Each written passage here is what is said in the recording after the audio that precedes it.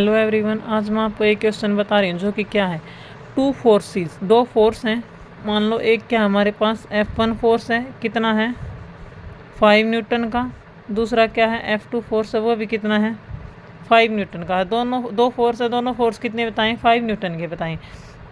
Each are acting on a point mass. मान लो हमारे पास कोई पॉइंट मास है, इसी के ऊपर ये वाला फोर्स एक्ट कर रहा है F1, और इसी के ऊपर क्या कर रहा है F2 एक्ट कर रहा है। एक ही पॉइंट मास पे ये एक्ट कर रहे हैं, लेकिन इफ़ द एंगल बिटवीन, दोनों फोर्स के बीच का एंगल कितना दिया है 60 डिग्री दे दिया। दोनों फोर्स के बीच का एंगल 60 डिग्री दे दिया। पूछा क्या है, then the net force acting on the point मास।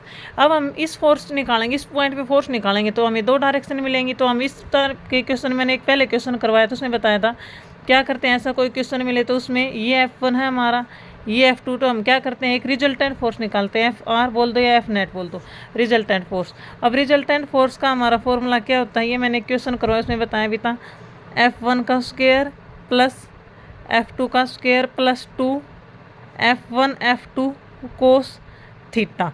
तो हमारे पास यहाँ पे देखो, हमारे F1 की वैल्यू भी 5 दी है, F2 की वैल्यू, दोनों फोर्स सिमिलर दिए हैं 2, F1 की वैल्यू 5, F2 की 5। एंगल कितना दिया हमें कोस 60 डिग्री दिया है। कोस 60 डिग्री की हमारी वैल्यू क्या होती है, कोस 60 डिग्री की वैल्यू होती है 1/2। तो यहाँ पे हमें नेट फोर्स क्या मिल गया, √5 का स्क्वायर प्लस 5 का स्क्वायर प्लस 2 इंटू 5 का स्क्वायर। कोस 60 डिग्री की वैल्यू फिर से 1/2, 1/2 से 2 कैंसिल। तो नेट फोर्स क्या मिल गया हमें 5√3 न्यूटन, इतना मिल गया। अब हमें आंसर में मान लो ऑप्शन दिए इस क्वेश्चन के, ये दिए आंसर ऐसे नहीं मिले तो इसका आंसर 5√3 को निकालेंगे, हमें क्या मिलेगा 8.6 न्यूटन, जो कि हमारा क्या है फर्स्ट ऑप्शन है। ये क्वेश्चन पिछले 2023 के NDA के एग्जाम में आया था।